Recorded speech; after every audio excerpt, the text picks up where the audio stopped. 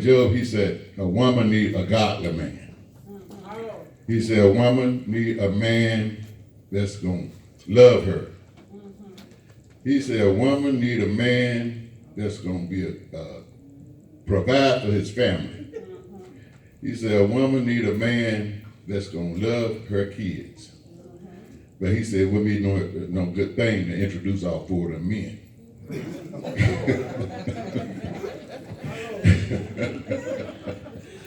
Amen.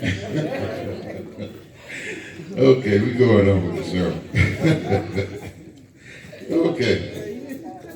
All right, I have a question for 18-year-olds and under. I don't want the old folk to say anything, because I know I can feel it in my spirit that y'all think y'all already know the answer. And you know, you can do that. You can feel it in your spirit, because Jesus felt in his spirit when the Pharisees and the scribes was, when he would give a parable, he figured out what they were thinking before they even said anything. So I know y'all are thinking about giving me an answer, but I don't want you to give it to me. Okay, 18 and under. How many eggs do a rooster lay a day? Anybody, by raising of the hand. 18 and under. You got one over there. You got one? How many eggs do a rooster lay a day? Okay, y'all want the answer? A rooster don't lay no eggs. A rooster is a male. Okay, now everybody can answer this one. How many eggs do a hen lay a day? I know these country folks here know. Nobody don't know the answer. You don't know, kids? No. One. That's right, one. A hen lay one egg a day. That's right, one. That's all they can lay. It's one egg a day. I'm from the country. That's how I know. I'm from the country. Now, but the thing is, and we're going to talk about that, but I'm going to read this chapter first. But the thing is, the reason I ask y'all this is because we don't want to sit on our blessing. And that's going to be my topic for today. See, a hen can sit on an egg. A hen is different from a human being. I mean, from a human being. A hen can sit on an egg. They can get up off that egg and go about their business, going back in the barnyard with the rest of the chickens or squirrels or whatever they be out there with. Because, see, a hen, if they sit on the egg, they're going to have a biddy. They keep the egg warm until the biddy hatch. But if they go away and go on about the business, the farmer come along and take the egg and fry it and make breakfast. Y'all get that? All right. So we're going to talk about a little bit of don't sit on your blessing. Okay. I want y'all to go to Matthew, the 25th chapter and the 14th verse. And read as follows. For the kingdom of heaven is as a man traveling into a far land, who called his own servants and delivered unto them his goods. And unto one he gave 5 talents, to another he gave 2, and to another 1, and to every man according to his several ability, and straightway he took his journey. Then he that had received 5 talents went and traded with the same, and made them another 5 talents. And likewise, he that had received 2 talents, he also gained other 2. But he that received 1 talent went and digged in the earth and hid his Lord's money. After a long time, now I'm going to stop right there for a minute, because the master, he stayed a long time. He went on a long journey, stayed a long time. So he gave all of them time to trade their talents. And it was even easier on the one with the 1 talent, because he didn't have one to trade. All right. All the rest of them had 5 and 2.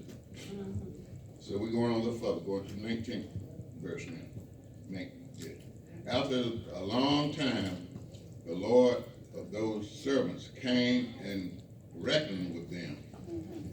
And so he that had received 5 talents and bought over other 5 talents said, Lord, thou deliver unto me 5 talents.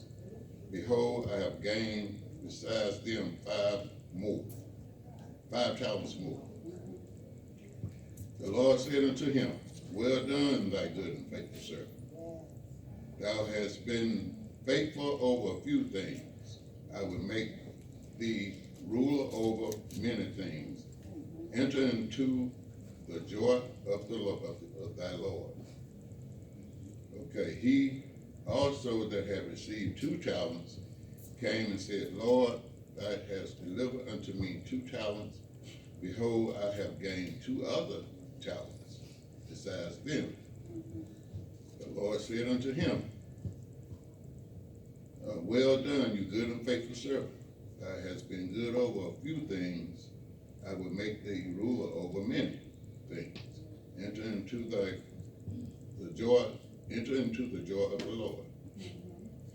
Then he which had received 1 talent came and said, Lord, I knew thee that thou art an hard man, reaping where he has not sown, and gathering where he has not strawed. And he was afraid, and I was afraid, and I went and hid thy talent in the earth. Lo, there thou hast that is thine. The Lord answered and said unto him, thy wicked and slothful servant, thou knowest that I reap where I have not sown, and gather where I have not straw. Thou ought therefore to have put my money to the exchanger, and then at my coming I would have received my own with usury. Take therefore the talent from him take therefore the talent from him, and give it to him which had 10 talents. For unto every one that has shall be given, one that has shall be given, and he shall have abundance. But from him that have not shall be taken away even that which he has. Okay. And cast ye the unprofitable servant into outer darkness. There will be weeping and grabbing of teeth, gnashing of teeth. Okay. So everybody see what the man got that didn't have 1 talent. He got thrown into outer darkness, and even got what he had taken away from him. So my topic for you today is don't sit on your blessing. See, like I said, if that hen sit on that blessing, he can gain from it anyway because he is a chicken. He is not like a human being. But if we sit on our blessing, we can miss out. Amen. We can miss out on whatever. If God gives you a talent, he wants you to do something with it. Yeah. I remember when I was a young man in the 5th grade at school, I could draw. I could draw and I could paint, and I did very well at it. And my teacher asked my mother if she could send me up here from North Carolina up here to Duke Elliott and send me to school to be an artist. And Mama, like I said, I was in the 5th grade. Mama said, no, you ain't going nowhere at 10 years old. And I don't blame Mama for that, because I was just a kid. But I didn't go, and I got upset with Mama about it, but I didn't blame her because I know that she wasn't going to let me go. But I shouldn't have stopped doing what I was doing. That's right. See, at that time when the teacher asked Mama that, she told us I could finish high school and everything right there at Duke Elliott. But she said, but we was living in a positive neighborhood. We was living in a neighborhood where everybody was seeing like they was doing something to self. Nobody wasn't throwing their life away. It was probably a few, but I didn't know them because I was young. But I knew a lot of people in that neighborhood, and they was trying to do well with their life. Well, lo and behold, my father died, and after he passed, we had to move. When we moved in a kind of not so good neighborhood. And the guys there, they was drinking and smoking and some everything else that you want to do. And I didn't get hung up with that crowd, but I was more involved with those type of people.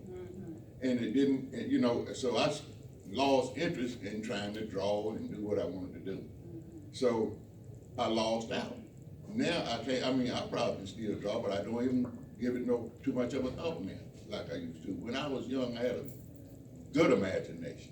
I thought I could do anything. I think I'll be a millionaire if I stayed in that other neighborhood.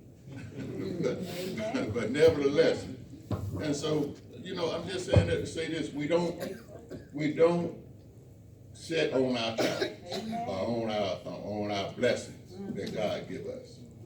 We can help one another. Just like the people that was in that positive neighborhood, they was helping me. I went to school every day then. When I was over there, I went to school every day. I was on the A honor roll. I was doing very good. Playing basketball, singing in the choir, playing in the band. I was moving on up like George Jefferson. But after I moved in that other neighborhood, I just lost focus. So, and I said that to say this. Now, just like I listened to Kenny the other day when he was up here, he was saying that his grandmama told him that he needed to start. She ain't going nowhere till you start preaching. My sister told my brother that 2 weeks before she passed. Told him, said, bro, I'm not gonna die until you start preaching. Bro told us, well, you'll be here a long time. Well, lo and behold, 2 weeks later, she was gone. Now he down there depressed. He down home, he called me the other day and told me he was a little bad, say he wasn't doing too good, say he was depressed. And I know this probably was on his mind. So he know he's supposed to keep preaching. But nevertheless, you know, like I said, we don't sit on our blessings. And I know Bruh got it in him because Bruh reads the Bible often. And he have told me some things that God has given him when he read about what, you know, different things in the Bible. Because his daughter got in trouble one time. He said God told him where to go in the dictionary to find a lawyer for her down in Georgia. He found that lawyer. The lawyer was also a judge, and he cleared everything that she had done, wiped the slate clean for him. So I know he got it in him. So the Lord listened to his prayers. And another thing, I remember, I don't know if some of y'all younger generation probably don't know nothing about Frida Payne. But Frida Payne was a singer. She sang rock and roll. And back in the late 60s, my mama wrote this song about bringing the boys home. And she carried it down to the studio in Rocky Mount. The DJ played it, we sang it for him.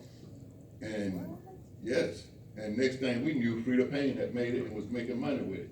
Our song, my mama wrote it.